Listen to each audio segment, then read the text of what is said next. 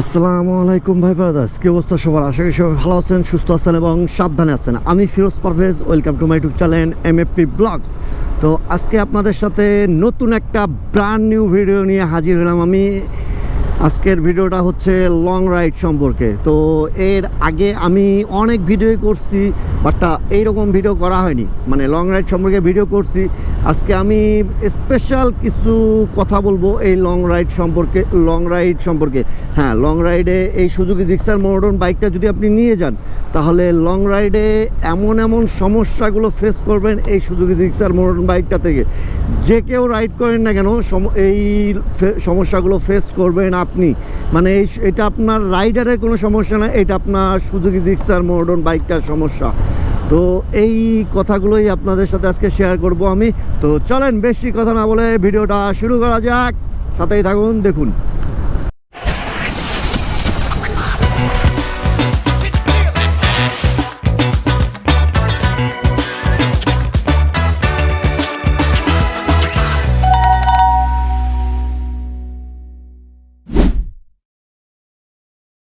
তো সর্বপ্রথম কথা হলো এই বাইকটার আপনার সিটিং পজিশনটা নিয়ে।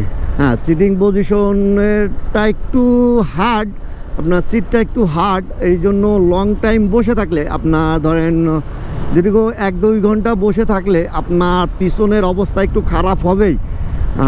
এতে করে আপনার রাইডারের একটু অসুবিধা হয়, কিন্তু হ্যান্ডেল পজিশনটা অনেক ভালো। আপরাইট হ্যান্ডেল হওয়ার কারণে এইটা আপনার রাইড করে অনেক মজা পাওয়া যায়, ফিলের সাথে রাইড করা যায়। বাট আপনার ওই যে বললাম, লং টাইম আপনি যদি এই সিটটাতে আপনার বসে থাকেন, ধরেন 2 ঘন্টা, 2.5 ঘন্টা, 3 ঘন্টা বসে থাকেন, তখন আপনার পিছনের অবস্থাটা একটু বাজে হবে, ব্যথা করা শুরু করবে। তো এই জিনিসটা লং রাইডে একটু প্যারা লাগে। এই জিনিসটার শিকার আমিও হয়েছি, বাট আপনার ওই যে রাইড করতে করতে জিনিসটা মানানসই হয়ে গেছে, জিনিসটা আর প্যারা লাগে না। যারা নতুন রাইড করবেন তাদের একটু প্রবলেম হবে এই জিনিসটা। 2 নাম্বার পয়েন্টটা হলো এই বাইকটার উইন্ড প্রোটেকশন নেই। তো আপনি যদি সিঙ্গেল রাইড করেন, মানে আপনি সিঙ্গেল লং ট্যুর দেন একাই পিলিয়ন ছাড়া, তো সেক্ষেত্রে আপনার যখন 90+ রাইড করবেন, আপনার যদি ফাঁকা রাস্তা হয়, এরকম ফাঁকা রাস্তা হয়, গাছগাছালি না থাকে, তখন বাতাসের যে বেগটা, বাতাসটা আপনার বাইকটাকে ডোলাডুলি করবে, এরকম করে। এটার শিকার আমি হয়েছি, এই রোডেই শিকার হয়েছি জিনিসটা। কিছুদিন আগেই এই রোডেই আমি শিকার হয়েছি। তখন আমি সম্ভবত 105 কি 6 বাইকটা ছিল আমার তখন, ট্রাক। তখন এই বাইকটা এত ডোলাডুলি করতেছিল, সেক্ষেত্রে আমি আমার বাইকের স্পিডটা তো সাথেই আপনার 70-80-তে নিয়ে আসছিলাম। তাছাড়া এতটা ভয় লাগতেছিল যে মনে হচ্ছিল কখন বাইকটা পড়ে যাবে। তো উইন্ড প্রোটেকশনটা থাকলে হয়তো কি আপনার এই বাইকটা অতটা দৌড়াদৌড়ি করতো না। আর এটার আরেকটা কারণ হলো, এই বাইকটা আপনার একটু হালকা, ওজনে একটু কম, সম্ভবত 130 কেজি কি 35 কেজি এরকম। তো আর একটু ভারী হলে সম্ভবত এরকম হইতো না, কিন্তু আপনি পিলিয়ন নিয়ে যখন রাইড করবেন তখন আর এই প্রবলেমটা হয় না। সিঙ্গেল রাইড করলে, মানে স্লো রাইড করলেই এই প্রবলেমটা হয়। তো 3 নাম্বার পয়েন্টটা হলো এই বাইকটা পিলিয়ন সিট। তো পিলিয়ন সিট যে এতটাই বাজে এই সুজুকি জিক্সার মডার্ন বাইকটার, আপনার পিলিয়ন যে থাকবে সেই শুধু বলতে পারবে যে এই বাইকটার পিলিয়ন সিটটা কি। আমি রাইডিং সিটের কথা বললাম না প্রথমটা, রাইডিং সিট তো আপনার 2 ঘন্টা 2.5 ঘন্টা আপনার, তারপরে আপনার অবস্থা খারাপ হইতে থাকবে। কিন্তু আপনার পিলিয়ন সিটটা 1 ঘন্টা বসে থাকলে আপনার অবস্থা খারাপ হয়ে যাবে। আর এই সুজুকি জিক্সার মডার্ন বাইকটার পিলিয়ন সিটটা কি একটু পিছনের দিকে উঠানো। তো সেক্ষেত্রে যখন রাইডার একটু ব্রেক করবে, তখন পিলিয়নটা রাইডারের গায়ের দিকে আগায় আসে, ঝুঁকে আসে। এতে করে রাইডারের একটু প্রবলেম হয়, আর পিলিয়নের তো প্রবলেম হইতেই থাকে। এজন্য আপনার এই প্রবলেমটার সমাধানও আছে একটা, সিটটা কাটি একটু সমান করে নিতে পারেন, বা আপনার মাঝখানে যেন একটা বালিশ টাইপের, পিলো টাইপের দেয়, ওটাও দিতে পারেন। ওটা দিলে আপনার পিলিয়নের একটু সুবিধা হয়, সামনের দিকে আসে না, এতে করে বারবার রাইডার পিলিয়নকে বলতে থাকে যে একটু পিছা, পিলিয়নও আবার একটু পিছায়। আমি নিজে এটা শিকার হয়েছিলাম, নিজে রাইডারকে আর পিলিয়নকে বলছিলাম, আবার রাইডার আমাকে বলছিল, তো এই জিনিসটার প্রবলেম হয়।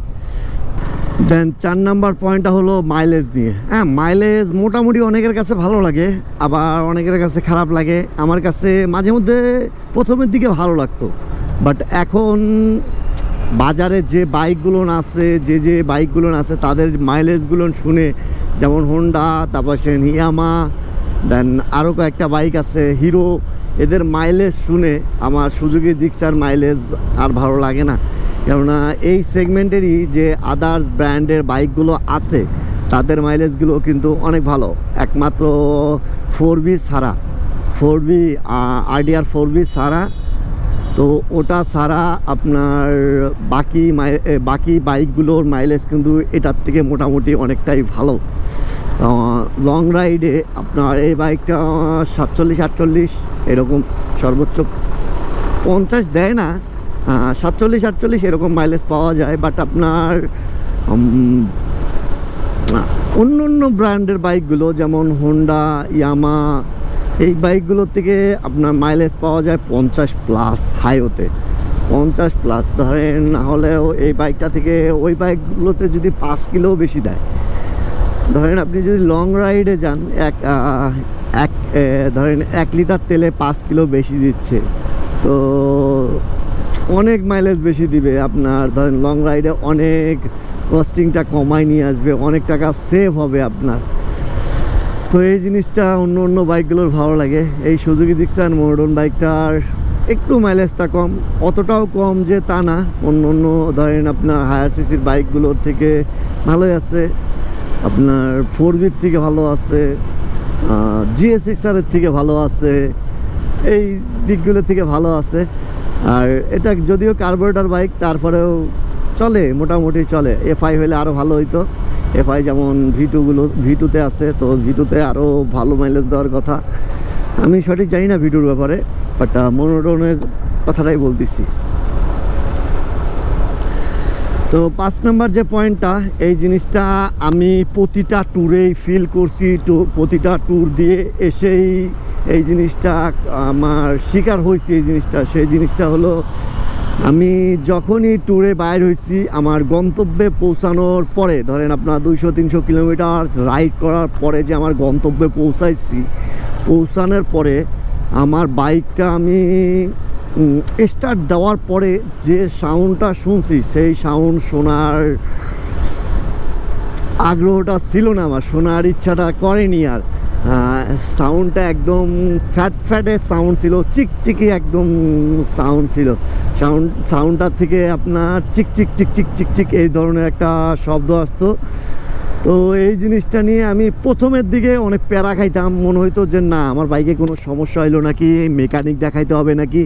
তো পরবর্তীতে আমি এই জিনিসটা অনেক ভাবে রিসার্চ করি, আমি ইউটিউবে দেখি, দেন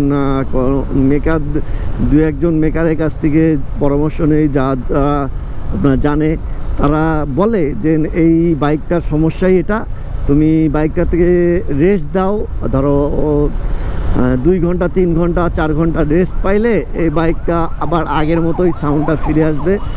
তো পরবর্তীতে আমি সেই রাতটা রেস্ট দিছিলাম বাইকটা ট্যুরে যাওয়ার দেন তার পরের দিন আবার সাউন্ডটা আগের মতোই ফিরে আসছিলো।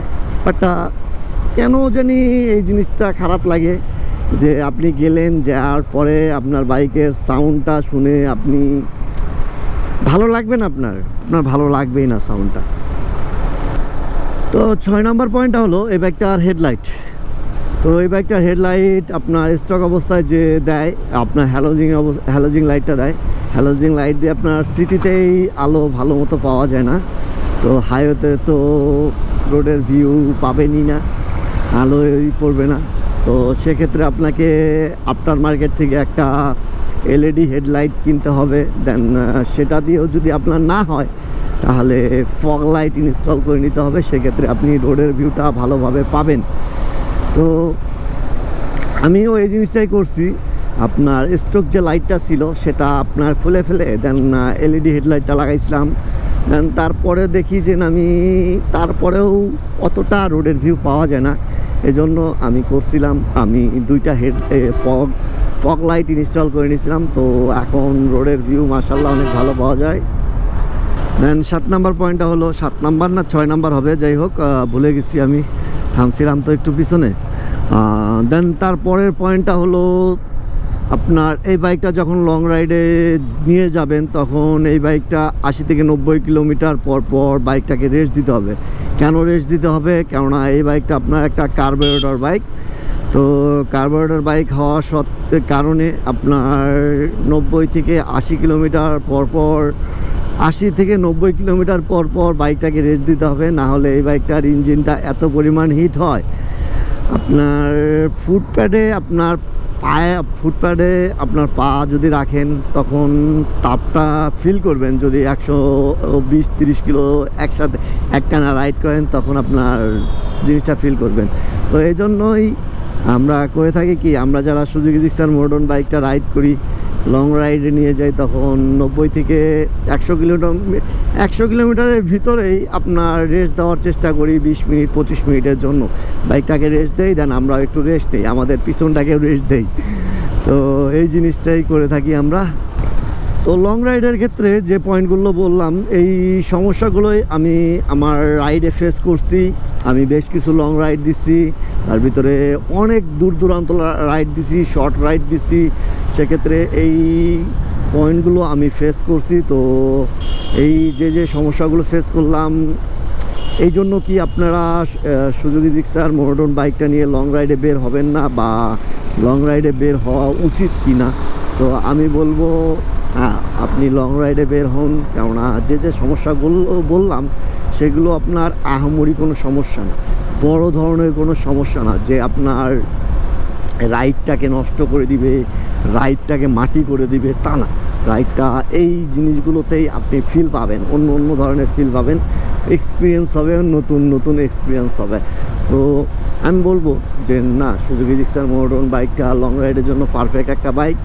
আপনার ভালো, সব দিক দিয়েই ভালো। আপনার পিলিয়নের একটু প্রবলেম হবে,